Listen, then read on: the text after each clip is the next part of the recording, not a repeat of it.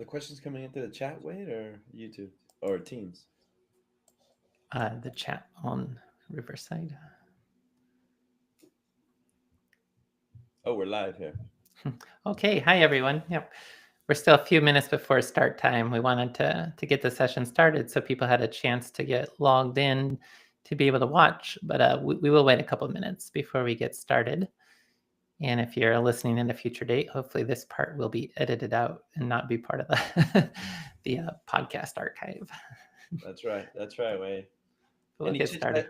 Any chit chat items for the few minutes? For the unofficial pre-session chit chat. Well, you want to talk about your various health? No. We'll save that for the live part or the recorded part.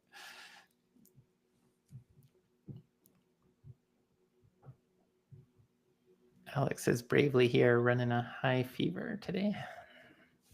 Nothing coffee can't fix. Let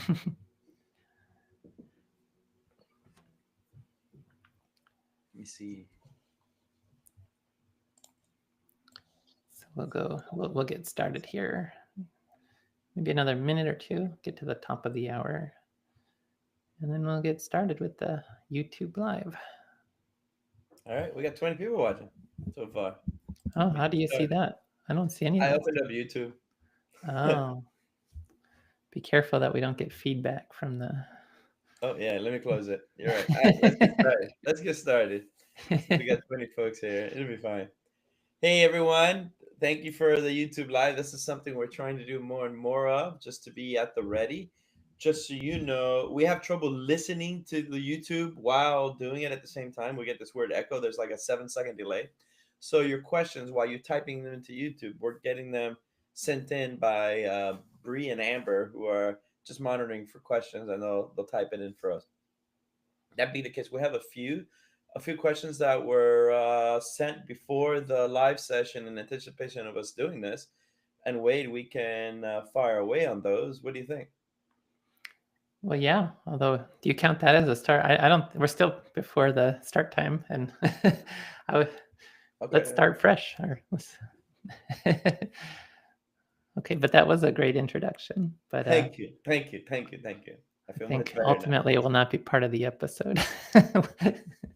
Yeah, we will also, with these questions today, use these for future podcast episodes. But we're glad a lot of people are getting here to watch live, and indeed 7 questions came in advance that we will work through and incorporate live questions as well. But that being said, okay, I think we can officially get started here. So welcome everyone to the Retire with Style YouTube live session. Thank you so much for joining us. We're here to answer questions that you have about all things related to retirement income. Alex, you did wake up this morning running a high fever, and I think you may be hallucinating more than ChatGPT. So for today, we will focus on questions that are more in my wheelhouse, which would be anything related to retirement income. I do know, Alex, you just completed a session on alternative investments, or a series of podcasts. So any questions that come in about that, we will save it and we'll use for future episodes, but like near-term future. We'll record something once Alex is feeling better, and that'll also be used as a podcast episode. So the more Alex-centric questions we'll save for a following episode, and this will be more of a Wade-centric podcast, as I am in decent health at this point in time, not running a high fever. I was able to get out of bed and all that. So, and there we go. There we go. Yeah. So we had some really good questions. That some of them are quite long. Alex is going to have to use his reading skills here, but we had some great questions that came in advance, and we're happy to also answer your questions as they're coming in live here as part of the session as well. All right. You want me to fire away here on the first one? Yeah, let's go for it. All right, here we go. This question is, we are familiar with the 4% rule as a guide for successful 30-year withdrawal strategy. Is there a similar guide for, say, a 75-year-old wanting to reset a withdrawal based on current retirement assets, or even on ongoing guidance using guardrail principles as we age and assets change? All right. Yeah, that's a great question. It gets at the heart of a lot of the things related to spending from investments in retirement. Right. The 4% rule, as originally conceived, was designed for a 30-year-long retirement because it's only the withdrawal rate you use in the first year of retirement. Then you adjust your spending in future years for inflation, but you don't really worry about the withdrawal rate that represents from what's left in the portfolio. If your portfolio is growing after the start of retirement, your current withdrawal rate might go down. If your portfolio is shrinking after the start of retirement, your current withdrawal rate may go up. But the 4% rule is an example of a constant inflation-adjusted spending strategy where it's based on spending amounts and it's not based on withdrawal rates. So that being said, we do hear these questions along these lines quite a bit about, well, the 4% rule is designed for 30 years. Suppose I'm, in this case, 75 years old. Do I need to be using a 4% withdrawal rate? Well, not necessarily. So let's dive into that a little bit. Maybe one starting point for that is, like, if you're following the basic logic of the 4% rule in terms of no investment fees, no taxes, what's the highest initial withdrawal rate you could use in retirement for a specified time horizon. Again, we mentioned the 4% rule was designed for 30 years, but just with the same historical data Bill Bengen used to create that 4% rule. Here's a few guidelines on simple rules of thumb. If you have a 10-year retirement, 8% was that historical, approximately speaking, safe withdrawal rate. Over a 15-year retirement, 6% withdrawal rate. Over a 20-year retirement, 5% withdrawal rate. 30 years gave us 4%. And if your time horizon is like just ongoing 40, 50 plus years, it looks like the term asymptote. The safe withdrawal rate seems to converge around 3.5%. With that methodology Bill Bengen used to create the 4% rule. So if you're 75, 30 years would be age 105. If you think you don't have to plan for a 30-year retirement at that point, yeah, you could be talking about a higher withdrawal rate. Whether if it's 20 years, again, that would calibrate to a 5% initial withdrawal rate. And so that's the conversation in terms of like Bill Bengen's style, constant inflation adjusted spending. We do also have to reflect on any sort of flexibility to adjust spending. So using a variable spending strategy, and that's the question asked about guardrails. So we'll get into that a little bit. That helps manage the sequence of returns risk. In a way, the 4% rule logic maximizes sequence of returns risk because it assumes you're using an aggressive investment portfolio, volatile investment portfolio, but you're never adjusting spending based on portfolio performance. If you're willing to cut spending a little bit after markets go down, you can use a higher initial withdrawal rate. And so the exact opposite of the 4% rule would be a constant percentage strategy. That's where you spend a percentage of what's left from the portfolio each year. And that really helps to alleviate the sequence of returns risk. Because if the market's down, your portfolio's down, your spending goes down. You're not selling as much at a loss. And you can potentially have a better opportunity to recover from that. So to analyze those kinds of rules, I talk about the pay rule as a way to consider different spending strategies calibrated to the same downside risk.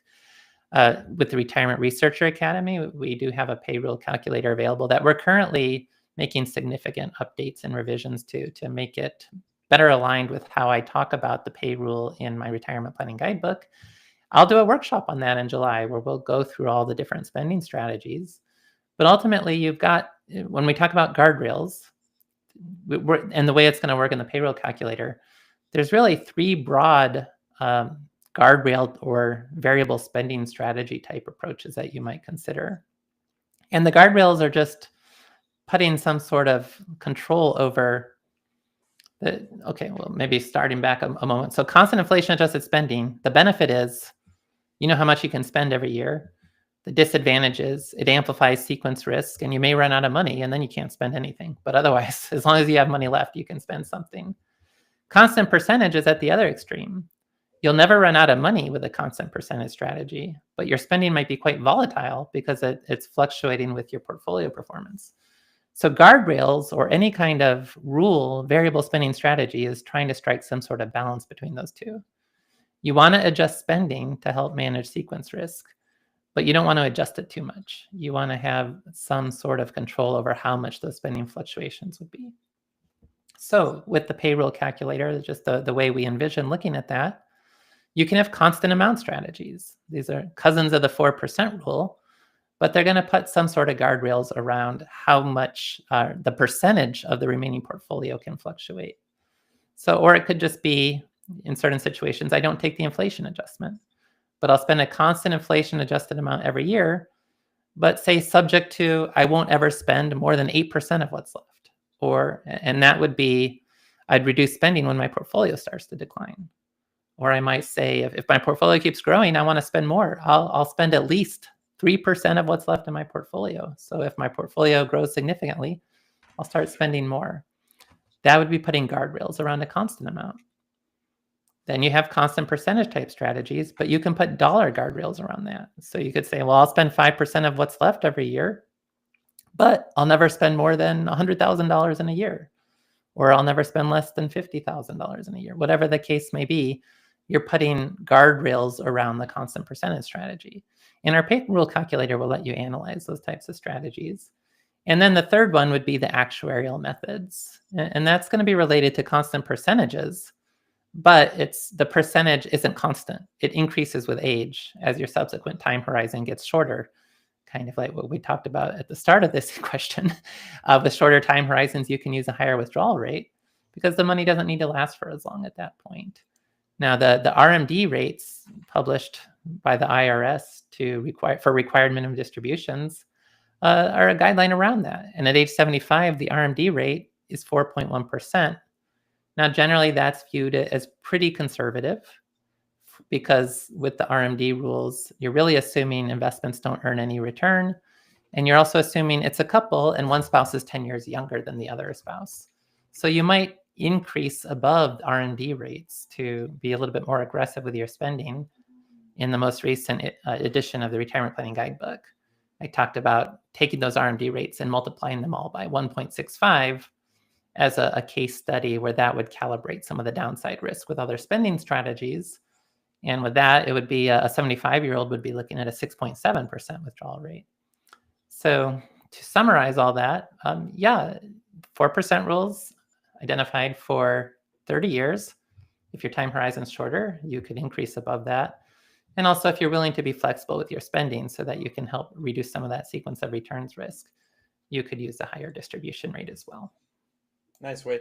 Now we have a lot of listeners in already, so about 80 or so. Do you have any questions following up with this one? Simply because we have a list of questions that were asked before the episode to cover, but before we leave this topic, we'd love to be able to address any follow-ons on this one. Just go in, type it in, and everything's fair game. Right. Yeah. This is right now we're on the theme of like the whole safe withdrawal rate question related to safe withdrawal rates. And I don't think any of the other questions that came in advance are related to safe withdrawal rates. So indeed, that would be a good time if anyone's been thinking about this particular issue. All right. We can always return to it as well. Yeah. And just so you know, we're not looking directly at YouTube because there's like a little delay, like a 7-second delay, and it drives us batty. So the questions are being relayed to us by our team, but that's fine. All right, wait. Here's one. Let me get to the next one. Hang on. Love the podcast. Been listening since the beginning, although I'm a few behind right now. How about an episode on the opposite side of what you normally cover? Normally, astrology. No, normally the show covers strategies used to avoid this tax or that. What do you do when you have been on the fortunate side of life? Let's say you started with nothing but worked hard in a well-paying job, kept the nose to the grindstone, and just kept investing. You didn't retire early but kept working. Not fire, instead you didn't retire. That's good. Now there is no chance to do the Roth conversions, I think. You might have continued to earn income at max tax rates until you were 70. Therefore, with the past few years of market gains, you have more money than you ever dreamed possible. There's no avoiding the 85% tax on Social Security. You will pay a lot for Medicare because of the IRMA tax. are there any strategies left to us? Just pay the tax and be happy about it, which is fine, by the way. Despite this, you still worry about having enough, but also when it is safe to start giving money to heirs so you can see them enjoy it, or start gifting to charity. I know this has been covered. Anyway, just a thought. Okay, yeah, so this is somebody who's significantly overfunded for retirement. And that's great, absolutely. Congratulations, by the way. Yeah, congratulations with the planning. So yeah, indeed, in this kind of scenario, you're going to be paying taxes on 85% of Social Security. There's really no way to avoid that unless everything you've saved has been in a Roth, but I don't think that's the particular situation here. At an extreme case, so you probably have been making your allowed contributions to tax-deferred IRAs, 401ks, to Roth accounts. And in this kind of scenario, you probably had additional savings beyond that. So any surplus savings was going into taxable brokerage accounts. So at an extreme case, your Social Security benefit and just the interest and dividends being kicked off of your taxable accounts maybe cover all your expenses. So you're not actually having to sell any assets or take any distributions. So in that kind of situation, let's talk about a few ideas in terms of what you might think about. Now, if you do have a charitable intent in this kind of scenario, you don't need to even think about Roth conversions. You can do the qualified charitable distributions to cover for RMDs once RMDs begin up to the limits, which I think this year is $108,000. I don't know how extremely wealthy we're talking about, where annual charitable contributions might exceed that amount. But as long as they're less than that amount, you could feed from the IRA into covering RMDs to qualified charities. You wouldn't really need to worry about harvesting any gains because you're never going to be in a situation where you're having to sell assets. You're living off the interest and dividends from the portfolio, as well as Social Security. You're probably paying, 85% of your Social Security is being taxed. And then we're probably talking about levels of distributions from your investments where you're in the 15% tax bracket on those gains. And you just go along like that. You're not really thinking about Roth conversions. You're not having to harvest any gains either because you'll get that step up in basis for any beneficiaries. You don't need to really worry about anything.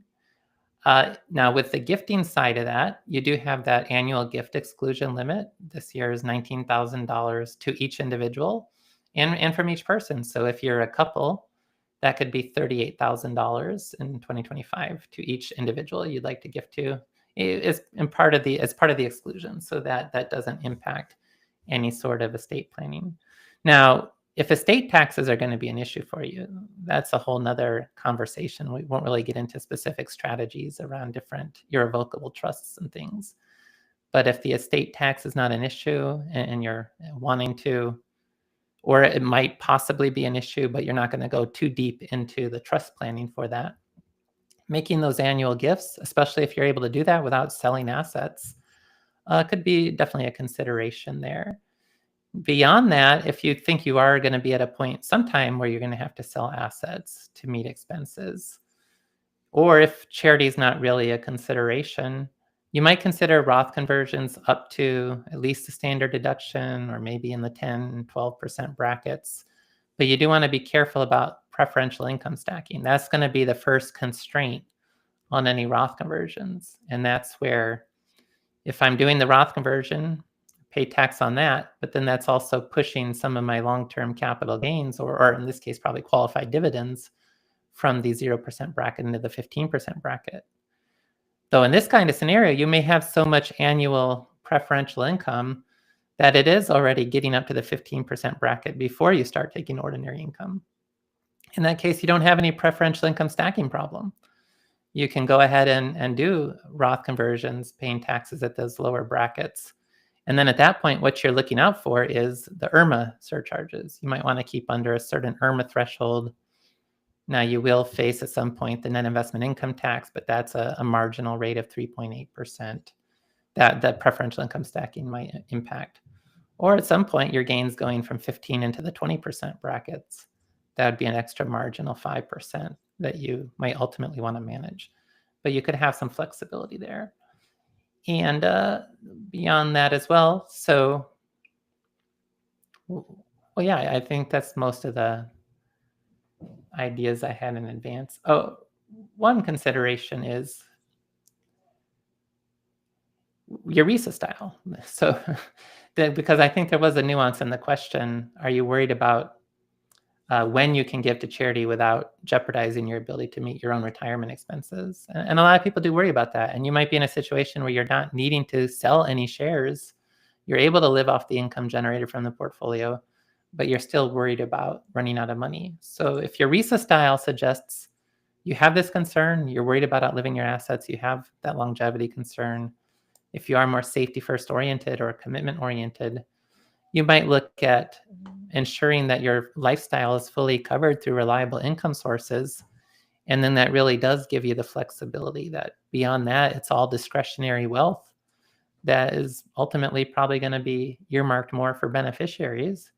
And so that can give you more confidence that you can go ahead and start sharing that wealth while alive, so you can enjoy seeing the benefits of that rather than leaving it all hold up and waiting until death and then leaving behind a very large legacy at the end. And since you said RISA style, what I encourage, and maybe Amber can do this, she's on our team, is maybe put a link to Retire with Style, which is the website for our podcast, where folks, if they wanted to take a RISA and see what that's all about, they can do so. And so we've got 3 good questions here coming up from the live session. Wade, I will run through them. This is from Steve. I have 2 more years to be eligible for Medicare. Does it make sense to spend money out of a Roth account older than 5 years after depleting cash so as to reduce MAGI to maximize ACA subsidies? You may also want to talk about those acronyms just to make sure everyone is on the same page. Yeah. So we've got someone 2 years before Medicare eligibility. And for most people, that would imply they're 63 years old, becoming eligible for Medicare at 65. And they're using the Affordable Care Act for health insurance until Medicare eligibility starts. So in those 2 years, you actually get the double whammy of the impacts of taxable income, your modified adjusted gross income used to calculate either your Affordable Care Act subsidies or your Medicare premiums. The income you have at ages 63 and 64 could both reduce your Affordable Care Act subsidies as well as lead to IRMAA surcharges, because that income, you look at that income 2 years later to determine your Medicare premiums for the year. So yeah, I mean, we got to look at a case-by-case basis. And so this is only a general kind of conversation, but indeed it does make sense to consider whether it's worthwhile to potentially tap into the Roth to meet expenses at ages 73 and 74, assuming you can take those qualified distributions, to help manage Medicare surcharges 2 years later, as well as to manage how much Affordable Care Act subsidies you're eligible for this year. The Affordable Care Act subsidy imply the loss of subsidies, if you frame that as a tax. I mean, it's not a tax, but it's if I earn another dollar of income, I get less subsidies. It works in the same manner as a tax, and the effective marginal tax rate on that, up until you get to the 400% level threshold of the poverty line, which could be somewhere depending on where you live and how many people in your household, up in somewhere in the ballpark of $80,000. Below that point, the implied marginal tax, it jumps around quite a bit. So, but it's fluctuating between about 6% and 18.5%. But for a lot of those income levels, it's closer to that 18.5% side. And then once you get past 400% of the poverty line, you get a long tail where the effective marginal tax rate is 8.5%. And that gets added on all your other tax brackets and tax rates. So you don't necessarily want to be voluntarily generating taxable income when you're eligible for Affordable Care Act subsidies. And also now by the time IRMAA becomes an issue, you're probably in that long tail of the 8.5% on the Affordable Care Act. And you're watching out for those Medicare surcharges 2 years later. Yeah, I can't say with certainty that you should spend from your Roth in those years, but I certainly think the case is there to investigate whether that's a worthwhile consideration to help manage your modified adjusted gross income in those years where you're impacting both Affordable Care Act subsidies and Medicare surcharges for 2 years later. All right. And Steve, if you have a follow-up question, just drop it in. We're here. We'll move on to the next one. And this is from George. And his question or statement is, I am 75 years old. What is my time horizon or withdrawal rate? Okay, so that's back to the first question we had. So, well, at 75, there's not any one answer to this. You might, like, if you want to quantify things a little bit, there's a really helpful website, longevityillustrator.org. You could go there and see the distribution of your life expectancy. I mean, if we just ask, like, if you're in decent health, 75-year-old man in decent health, you're probably looking at a life expectancy in your late 80s at that point. So that could be another 15 years or so. But then we always talk about, you don't just plan to your life expectancy. You have to plan to something beyond that. But we also don't know if he's married. Right. We don't know that either. So just for the one individual, at 75, if you were planning, well, what if I live to 95? Of course, you can do that arithmetic. That would be a 20-year time horizon. If you want to plan beyond 95, you'd add on top of that. And so, but okay, now let's simplify and say we're looking at about a 20-year time horizon. What's the withdrawal rate on that? Well, that Bill Bengen style analysis would suggest with a 20-year time horizon, somewhere in the ballpark of 5% for inflation adjusted spending. But you could go higher than that if you're using a variable spending strategy. And that's where I suggested, even with the RMD method that I talk about in the retirement planning guidebook, looking at around 6.7% for that age. So we can't give you the exact number, but yeah, somewhere in the ballpark of 5 to 7% is probably reasonable. I would ask a follow-up to this, Wade, and I'll let you actually like flesh it out more just because of my throat. But effectively, this also assumes that George is thinking about this and he's a total return person. And I just want to give people a level set that there's many ways to get right their retirement income, and it goes into like the RISA and your style. And so first off, there's no magic number. I think folks always want this magic number, quick and dirty, because that's the world we live in. And that's all right. There is none. But there's also many ways to get this right that has nothing to do with a withdrawal rate. You follow where I'm going with that, Wade? Right. The whole conversation around what's the safe withdrawal rate, that is inherently a total return framing of the question of retirement income, that I'm primarily going to meet expenses through distributions from my investment portfolio. And I want to know what's the highest sustainable amount I can spend without having to worry about running out of money. But there's volatility with a portfolio, so there's no true answer to that. And so it really becomes, well, how much am I willing to make significant cuts to that spending in the future? If the more I spend a day, the more I have to be ready to potentially make cuts in the future. Where do I strike the balance there? Now the way around all of that is, if you're really concerned about outliving your money, and so I was answering that in a total return frame of, okay, plan through 95, that's 20 more years. Let's plan to spend it down over a 20-year time horizon. The alternatives are no. If your income protection, if your time segmentation, if your risk wrap, well, especially if your income protection or risk wrap, looking at reliable income sources to meet lifetime expenses. Make sure you've got your basics covered without having to worry about market volatility. And then you can more comfortably spend more aggressively from whatever is left in the investments, because it's for more discretionary goals. It's not to meet your essentials. Yeah, and if your time segmentation, you build a bond ladder for the upcoming time horizon to make sure you've got expenses covered over the upcoming years. Yeah, to me, a more nefarious thing that happens and George, just know that I know this may not even be where you're coming from or anything like that. I'm just using this as an opportunity. But a more nefarious mindset that happens with somebody who's 75 years old and is thinking, hey, what can I withdraw, right? What can I withdraw here? No one is going to withdraw so their portfolio is at 0 at 95, right? There's always going to be some slack left in there. And to me, the biggest mistake that someone could do is, okay, they're able to accomplish their goals, but they really just went chintzy on what they could withdraw, and they die with this unintended, like, unintended amount that could have been allocated much better for their own enjoyment, for their family's enjoyment during retirement. And I think many opportunities are wasted simply because of that impoverished thinking of, oh, I mean, I need to always have a cushion. I need to always have a cushion in case the market collapses and I need to withdraw money from. And there's many ways to account for that that will let you sort of lock it down and really enjoy, retirement significantly more.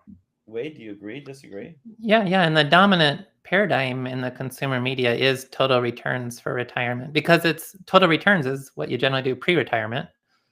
And there's not always an appreciation about how things change post-retirement. And I don't think that does lead a lot of people to, if they're forced into a total return approach, relying on investing and market growth to meet their retirement spending, and they're ultimately not comfortable with that, they worry about outliving their money, and then they don't spend as much as they could.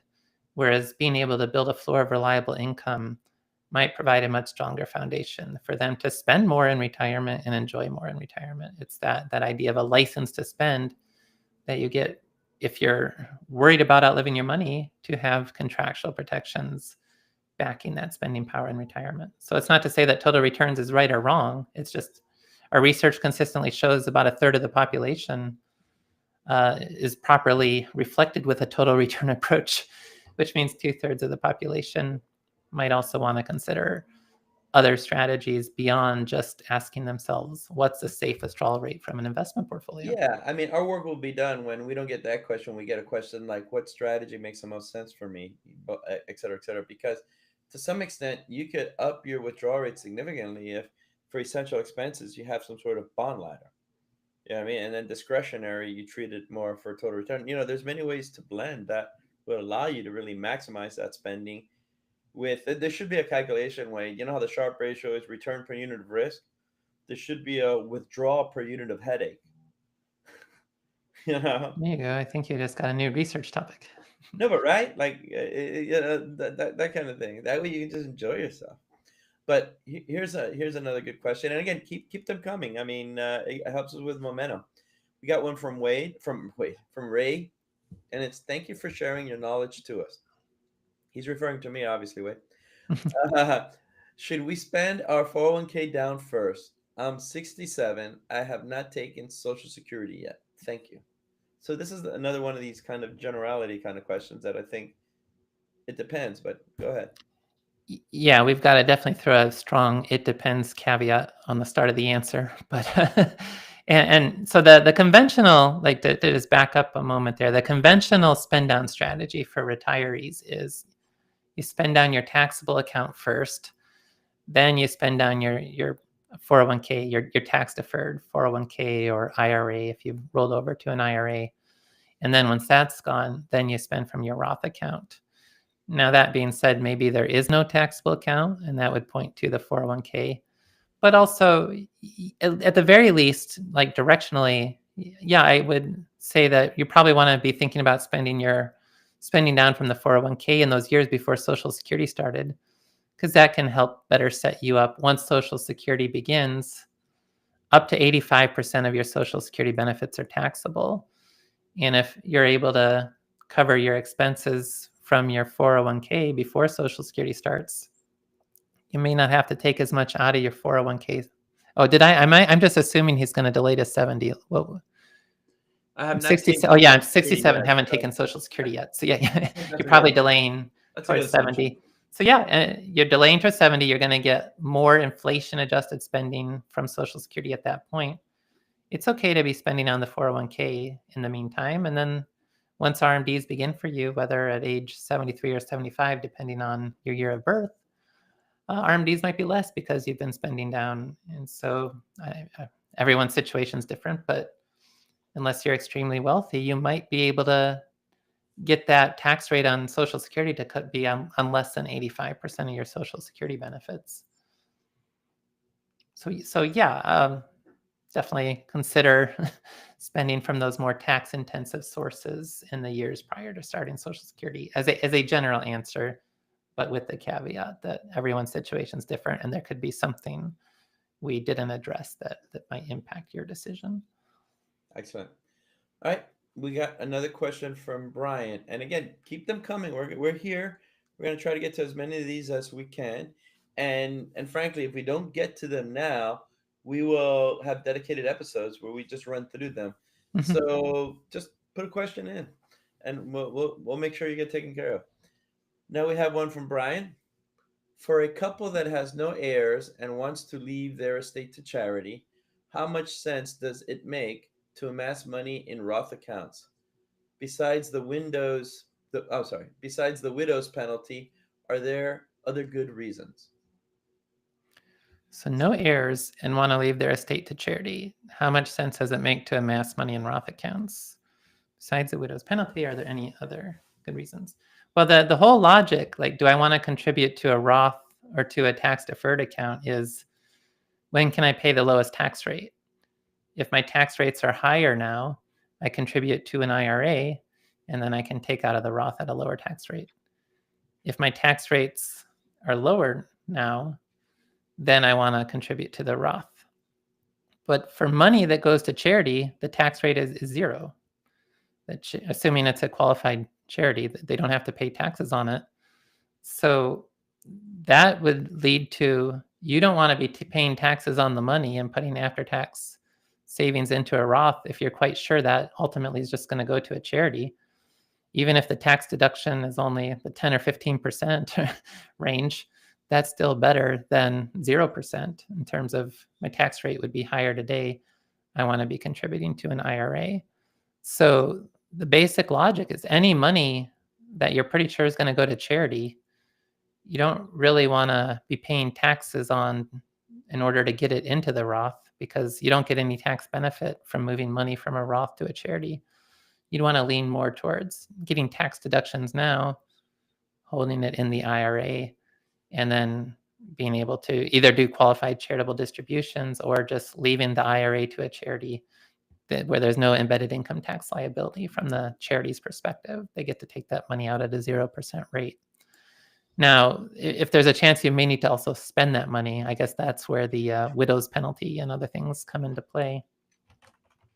But that's, if you're not familiar with the idea of a qualified charitable distribution, after age 70 and a half, and that's still the right age for qualified charitable distributions, it's not linked to the RMD age anymore. So after age 70 and a half, you can make contributions from an IRA to a charity of up to, I believe it's $108,000 this year, and not have that get included in your adjusted gross income, which helps manage. It's much better than just making a straight up charitable gift, because it's not a below the line deduction. It doesn't go into your adjusted gross income. It helps with managing Social Security taxes, payroll, Medicare taxes, Medicare premium surcharges, and so forth. So managing it more from the perspective of, I think this money is going to go through to charity. Let me get tax benefits for myself, which means putting it more in the IRA side than the Roth side, but then thinking about qualified charitable distributions. If I end up needing to, with the widow's penalty, my surviving spouse is going to be hit by tax bills on RMDs, then just make those gifts more in advance.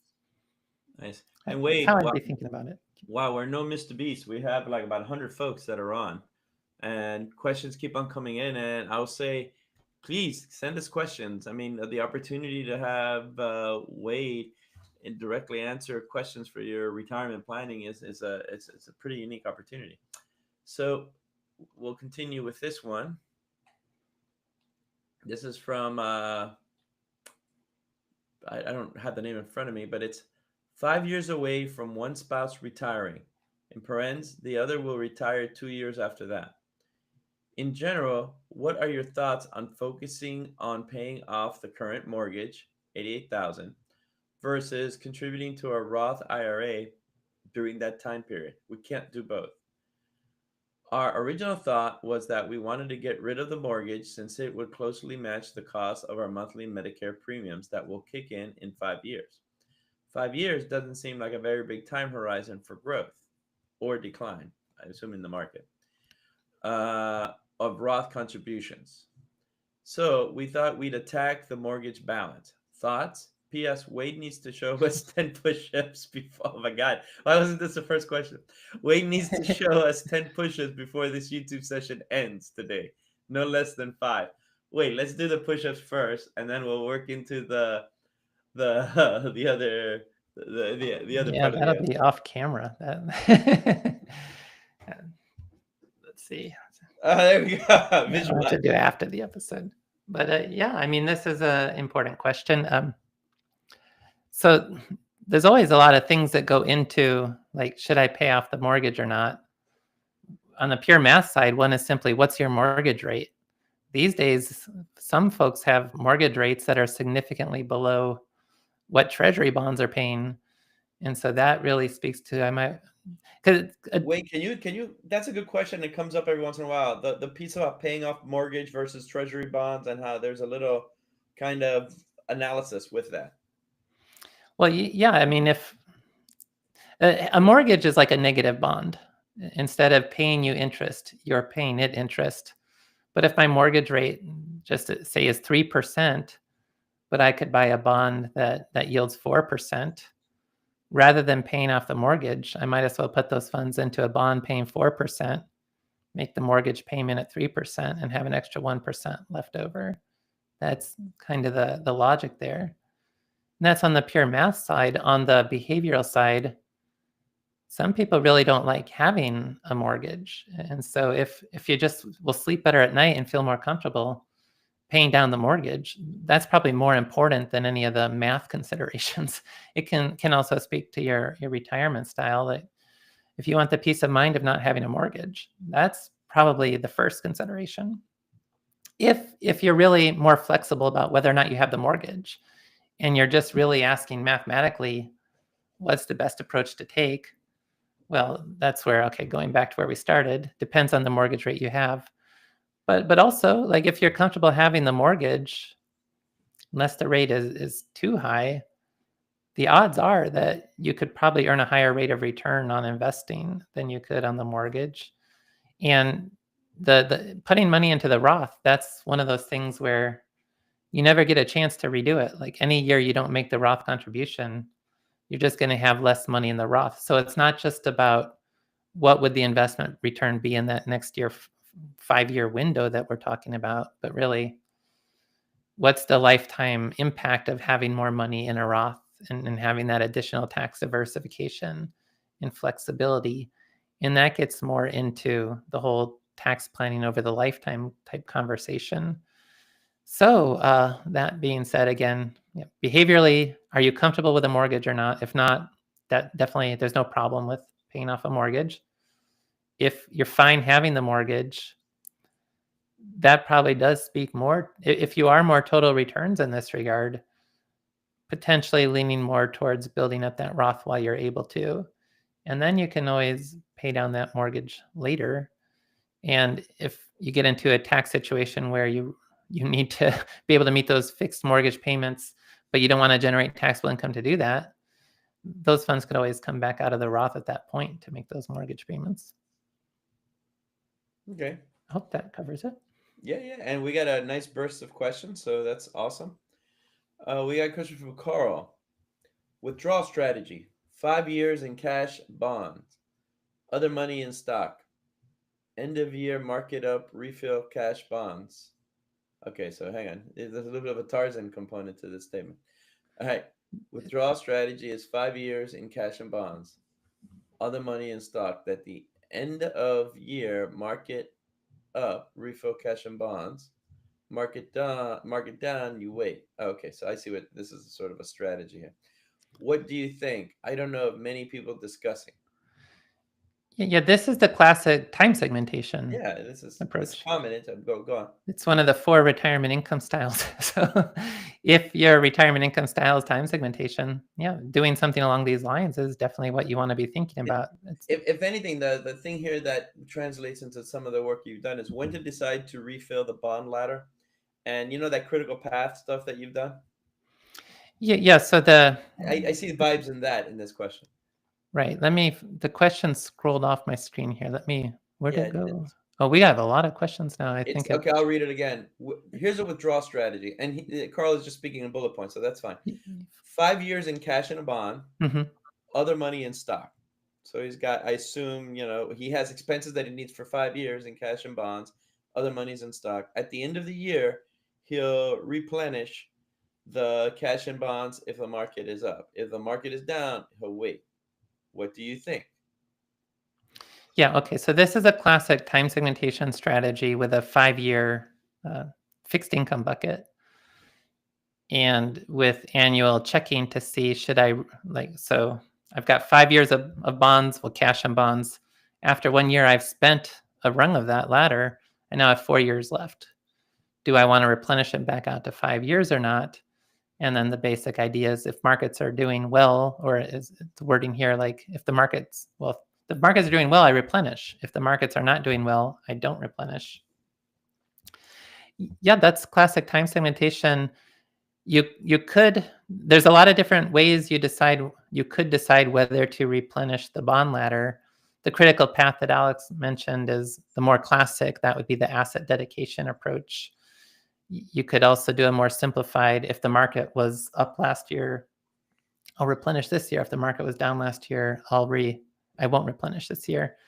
What I talked about in Retirement Planning Guidebook was I looked at a bunch of different strategies, and a strategy that seems to work as well as anything, but it's quite simple. It would be a cousin of the critical path idea, but it's when I retire, I'm going to write down my investment balance, whatever it is.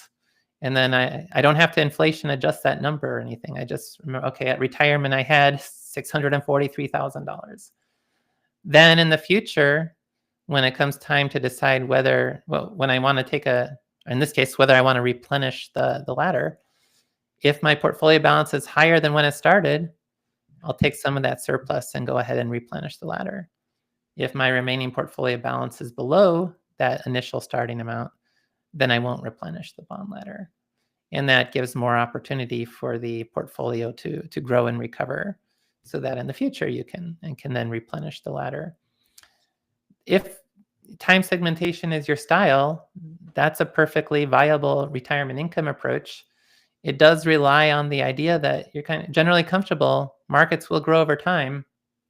So if I can just buy myself some time for the portfolio, I want to do so, and I believe the portfolio will recover. Like I've got a 5-year window, which may be 4 years at this point, but I'm expecting markets to recover at some point. Now, it does imply that as your portfolio is going down, you are starting to invest more aggressively overall because you've got your growth portfolio and you have your bond ladder. So as the bond ladder piece gets closer to 0 years, you're all growth portfolio at that point. So behaviorally, that's a consideration. To the extent that this strategy works, it's because it actually has you getting more aggressive when markets are not doing as well. And historically, if markets haven't been doing well, they tend to recover at some point. So that can work out for you. But you have to be comfortable with that kind of psychology of, I'm not going to allocate into bonds when markets are down. I'm going to stay the course with my growth portfolio with the hope that it will recover in time to replenish my bonds at a later point. But yeah, that's time segmentation. That's a viable retirement income approach. If you take the RISA, and especially if your style is time segmentation or close to the border to time segmentation, I don't see any problem with looking at that kind of an approach for building your retirement income strategy.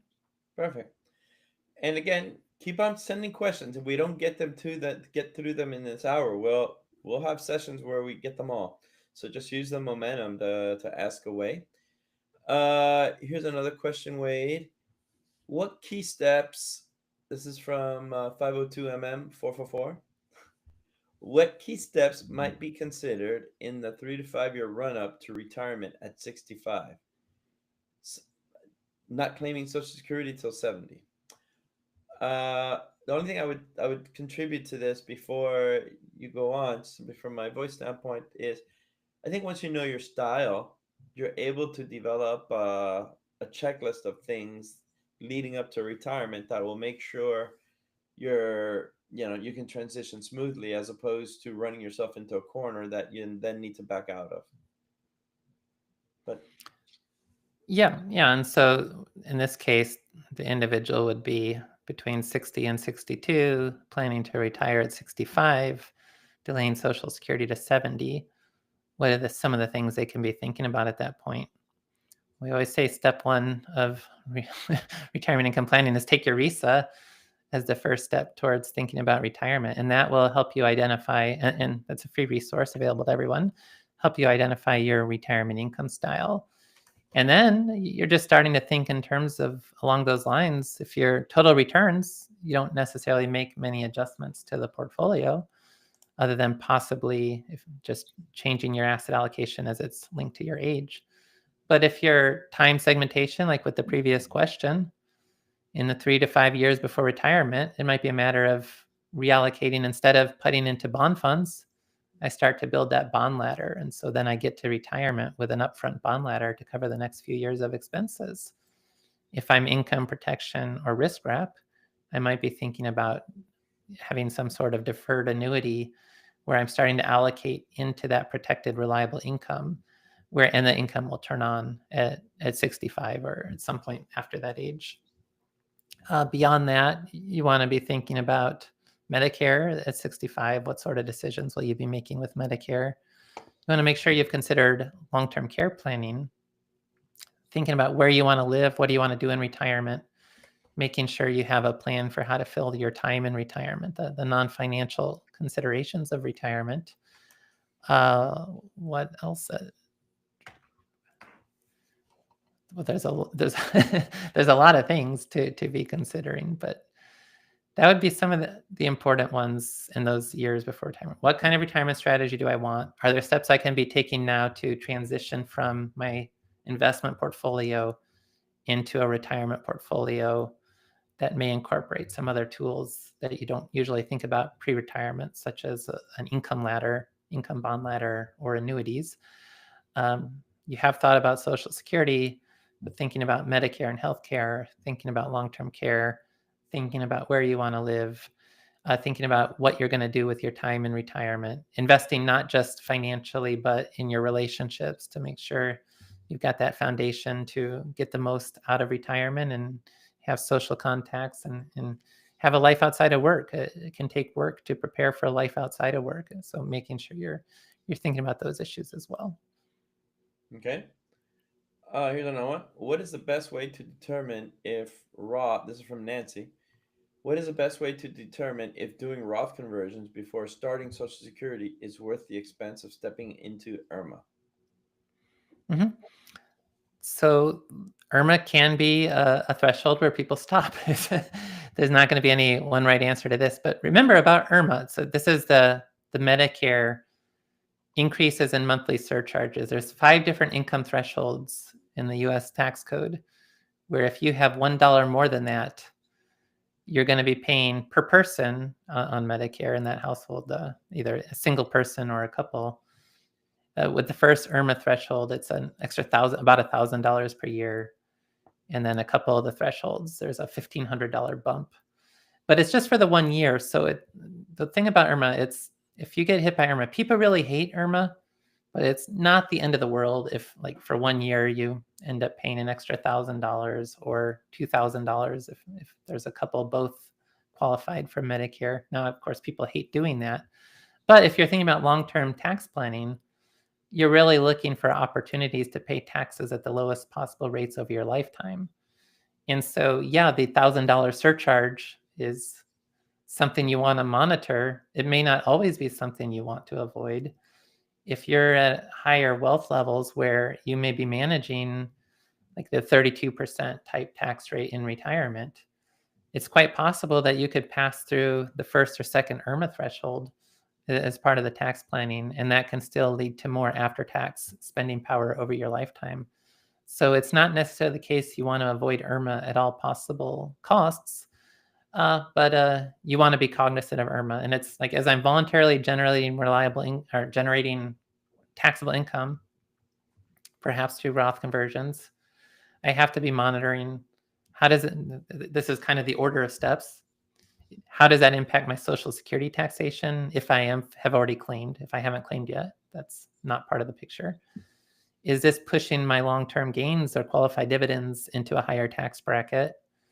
And then you start hitting IRMA surcharges, and then you hit the net investment income tax, and you succeedingly hit higher ordinary income tax brackets, and then eventually you'll hit the 20% bracket, which is really the 23.8% bracket on long-term gains. And so you want to push along until you reach a threshold where you stop. And when I look at different Roth conversion strategies, sometimes people do push through an IRMA threshold or two, but in many cases as well, the IRMA threshold is where you put on the brakes. You don't voluntarily exceed an IRMA threshold as part of the tax planning. So that's, I think, like in a general sense, about all I can say on that particular topic is sometimes it's okay to pay an IRMA surcharge as part of the tax planning process, but you definitely don't want to accidentally trigger an IRMA surcharge unintentionally. All right. Wade, here's one more. I'm an educator who will get no Social Security. I'll get a state pension with no COLA adjustments. I've been viewing my 457B and Roth RIA as the sole inflation risk cover for myself. Is this accurate? Yeah, so if you're not eligible for Social Security instead, or for a government pension that does not have any, not just a CPI adjustment, but any COLA adjustment, you've got a lot more vulnerability to inflation risk. So your investment assets, ultimately need to be the source of inflation protection. Now, it's not just the fact that I have these accounts, the 457B or the Roth IRA, that's my inflation protection. It's how I allocate assets within those accounts. And really the only asset we have outside of Social Security, in a general sense, is tips. So you might want to consider an allocation, especially on the bond side of your allocation, tips to provide that inflation protection. That's the most surefire way of getting those inflation adjustments. If the other way is you just a growth portfolio creates risk, but the hope is over time it will grow to keep up at least with inflation and hopefully grow beyond inflation. So you could be thinking of a growth investment portfolio as a long-term hedge against inflation. And if you're comfortable doing that, that's fine. And then the more surefire way to get the inflation protection would be with tips. And if you don't have Social Security, that probably does push the conversation much more in the direction of considering an allocation to tips to make sure that you at least have some assets that are linked to the consumer price index in the US. Okay. Now, what I would say to everyone who's listening here and the like, and we're going to collect all these questions and we're going to go through them. In fact, this is what will be the content for our next few episodes. At this point, I think, because we have a lot that were already sent to us and we're getting some live, but we're nearing the hour, so I'm not sure we'll be able to get them all. But that being the case, we're going to do this, and Wade and I will just sit down and record them and notify everyone when they're up. If you're somebody that's not subscribed to Retire with Style, please do so on Spotify, on whatever. Go to retirewithstyle.com. If Amber, if you don't mind putting the link there, and just subscribe to the podcast. That way, when we do the Q&As over the next few weeks, you'll know when they're coming in. What I also recommend is everyone take the RISA, because a lot of these questions we've been going into the context of, well, what's your style first and the like, and then you can determine the best opportunity set to go around doing that. So I strongly encourage everyone to take the RISA. We've had the links there. It's free. It's a good way to kind of really contextualize what angle you want to have for your retirement income planning session. Now, as we wrap up, I'll have Wade. Wade, there was one question about just risk wrap, and maybe you may want to talk about risk wrap. It had just come in. I'm touching base on that. And while you touch base on that, since we have about, let's say, a minute or two left, please just sandbag us with questions. If you have questions right now, we're obviously not going to get to them right now in the next 10 seconds. But if you don't mind doing that, two things. It gives us a lot of more time for us to digest the questions. And again, you're not going to have many opportunities to ask us directly. And we're going to spend the next few, I can imagine this being 5 episodes, Wade, just rolling through questions. So please put in questions, and we'll get to all of these as as we roll with the podcast.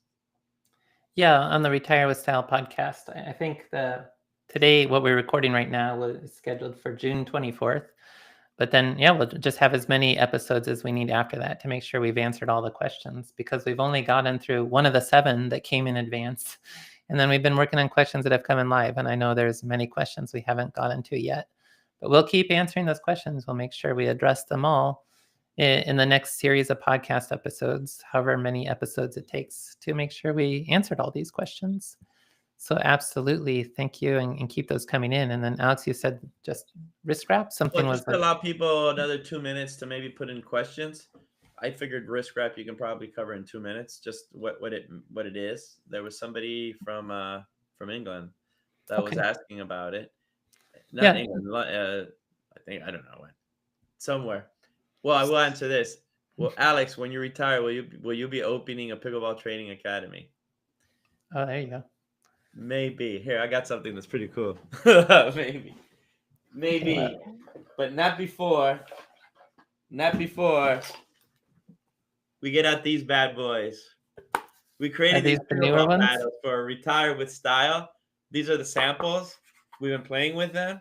Most likely, we're going to order a ton of them in the upcoming days, and this will be for our readership, and so it's going to be awesome from that standpoint. So more to follow. And Beck, there's a quick question here: is hiring a financial advisor worth it? We're going to have a workshop on that. Look, I'm going to say yes. We have an advisor. Wade and I are managing principals of an advisory firm. At the end of the day, is it cost effective to have an advisor? Absolutely, but take me saying that with a grain of salt, obviously. We can cover that in more depth. But risk wrap, there's 4 retirement income styles, broadly viable approaches. The total returns, the traditional investing-based approach, relying on market growth, giving you flexibility for your assets, spending from them.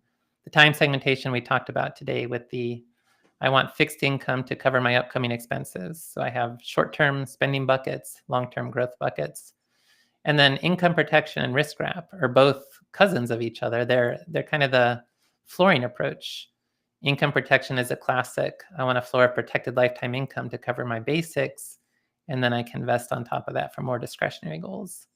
And then risk wrap is the newer hybrid. I want that floor of spending protections, but I also want more market exposure. I'm more comfortable with market exposure. And so that's where risk wrap approaches could be. You want guardrails around your market risk, whether that's the kind of structured return that some financial products provide, or whether that's the whole conversation around, say, just to keep it simple, a variable annuity with lifetime income benefits. You can still invest for growth, but you have an income benefit that makes sure that even if that account value depletes, you have a protected lifetime income stream from that asset. It's just that income stream may be less than you get through a traditional simple income annuity. But risk wrap is providing that behavioral desire for market growth, but alongside protections and guardrails around that market exposure. And there it is. Again, last call. Type in any questions that you have. We won't get them in right now, but we will definitely be getting through all of them in the upcoming episodes. And if anything, if you get these questions now, it gives us time to formulate answers. Not that Wade is not giving us his absolute best right now, but you know how it goes, right, Wade? Yeah, it's always better to be able to think about these a little bit in advance. Like the one about what should I do before retiring. I could probably make a little bit better list with a bit of time to think about it. Maybe we'll re-answer that in a different manner. All right. Okay. Thank you, everyone. This has been an absolute pleasure for us. Wade, party thoughts? Yeah, thanks, everyone. And again, we didn't get to many questions today, but we will. We're going to have a series of podcast episodes, and we won't stop that series until all the questions have been answered. So and that won't begin right away because we do have a few episodes we'd already recorded. But starting June 24th, however many episodes it takes after that, we'll be answering all the questions that came in. So thank you so much. Thank you, everyone.